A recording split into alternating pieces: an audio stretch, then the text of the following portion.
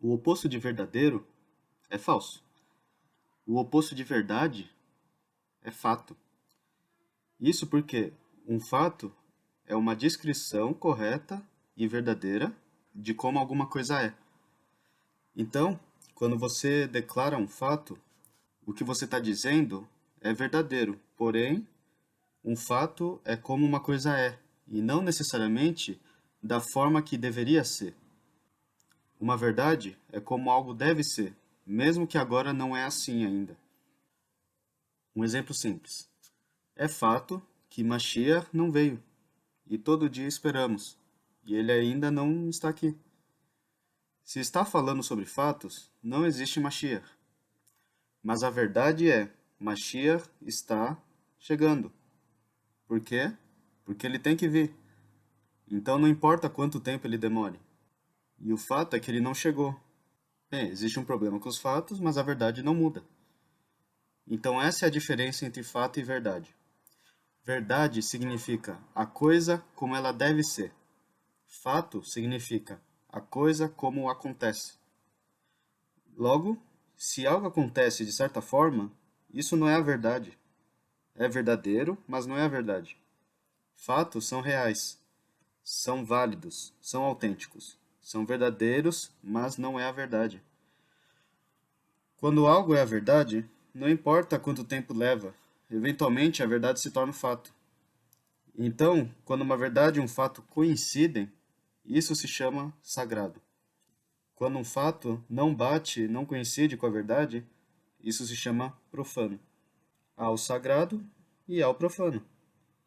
Então agora, nosso desafio é: como desenvolvermos um melhor senso da realidade?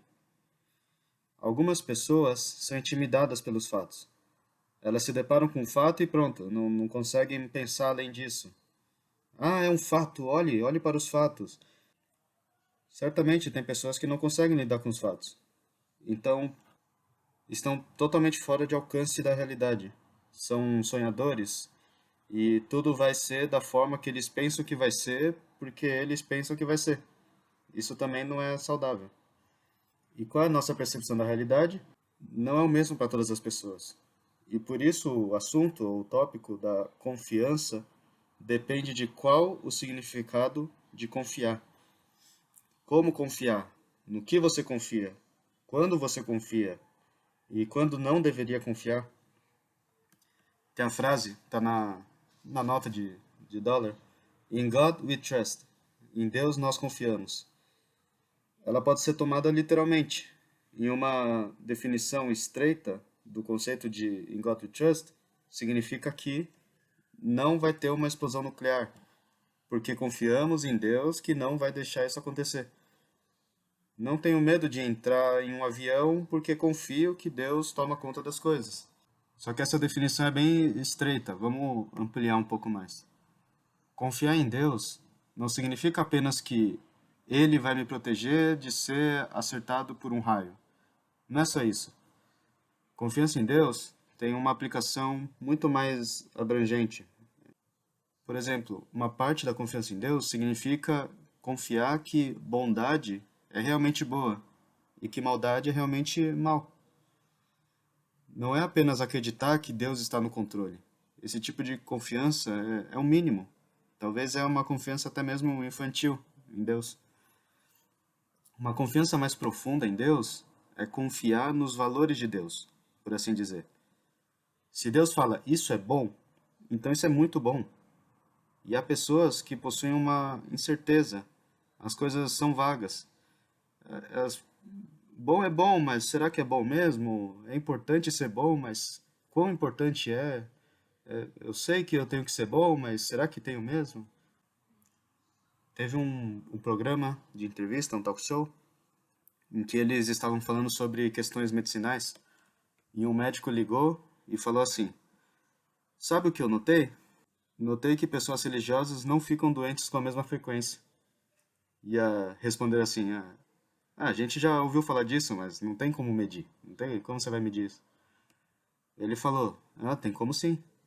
Pessoas religiosas não vão com a mesma frequência ao médico. Sabe por quê?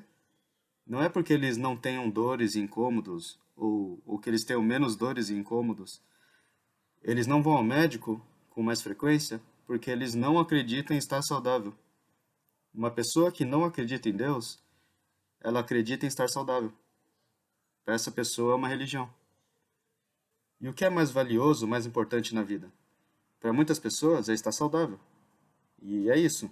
Tem que ser saudável, se cuidar. Toda conversa termina com se cuide. É uma religião. Se você não tem outra crença, você tem que se cuidar. E claro, achar que Deus vai tratar sua dor de dente não é kasher, né? Não é bom pensar assim. Se você está com dor de dente, vá para o dentista. Você deveria ir para o dentista. Mas se você tiver uma pequena dorzinha, você vai correr para o médico? Isso vai passar, não é nada sério. Agora, se você idolatra a sua saúde, senti alguma coisa, é melhor me certificar. Eles vão religiosamente ao médico. Mas por quê? Não é porque eles não confiam em Deus para tomar conta deles. Eles não confiam em nenhum outro valor. Não há nada mais importante. Não há nada mais válido que eles deveriam estar fazendo quando eles precisam cuidar da saúde. Isso vem primeiro. Por quê? Porque nisso eles têm certeza. Mas nas outras coisas eles não têm tanta certeza assim. Eles não confiam em seus valores morais. Eles confiam apenas em seus valores de saúde. Isso se tornou a confiança deles. Não acreditar em Deus significa não acreditar nos valores de Deus. Então a pessoa desenvolve outros valores para acreditar como se fosse uma religião. E é por isso que não dá para ter uma discussão racional sobre valores liberais ou conservadores, porque são duas religiões diferentes. Elas não falam a mesma língua. Quando pessoas realmente, firmemente, cegamente, zelosamente acreditam em Deus, é uma confiança muito intensa.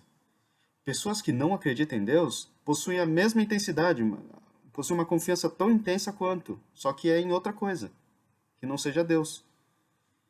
Você consegue viver com muitas incertezas, desde que tenha pelo menos uma certeza absoluta. Sem certezas na vida, sem alguma certeza, a pessoa não funciona. Ela fica paralisada, catatônica. Todos têm uma confiança intensa. Só que no quê?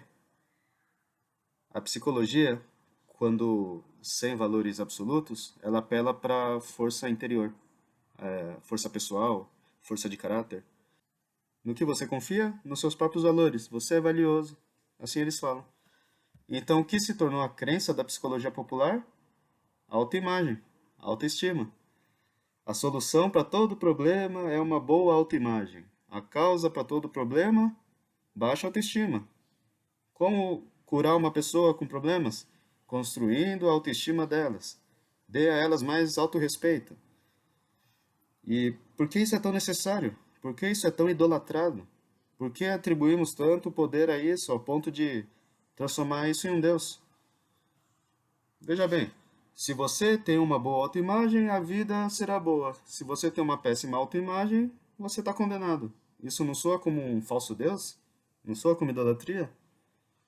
Um ser humano, um ser humano é fraco. Essa é a nossa natureza. Nós somos vulneráveis. Um mosquito é capaz de te matar. Somos criaturas dependentes. Se você falar para uma pessoa com todas essas fraquezas e vulnerabilidades que ela pode confiar na própria força, cara, você está sendo cruel. É como dizer a um deficiente: se você não levantar e fazer por si só, quem vai fazer por você? Ninguém. Mas por que você diria algo assim? E você ainda o convence de que ele pode fazer isso? Aí ele vai tentar e não vai conseguir, porque ele é deficiente. O que está pesando hoje em dia é que esperam da gente fazer coisas além da capacidade humana. E nós estamos convencidos disso. Se não consigo fazer sozinho, eu sou falho. A gente pensa assim. Ninguém cuida de uma casa cheia de crianças sozinho. Ninguém tem a sabedoria, a força necessária para criar sozinho uma casa cheia de crianças. Walter Ebb, do Morazaken, ele contratou um professor para os seus filhos. Espera um pouco. Como é que o Walter Ebb, que é o maior dos professores, precisava de ajuda com seus filhos. Seria isso um fracasso? É óbvio que não. É ridículo dizer que isso é uma deficiência. Então, dizer a um ser humano que é fraco e vulnerável, que ele pode confiar em si mesmo, e se ele se esforçar o suficiente, se ele for saudável o suficiente, isso é ser cruel e isso é errôneo. Deus intencionalmente criou um mundo em que ninguém pode cuidar de si sozinho. Todos precisam de alguém. E se isso é constrangedor, acabou, já era.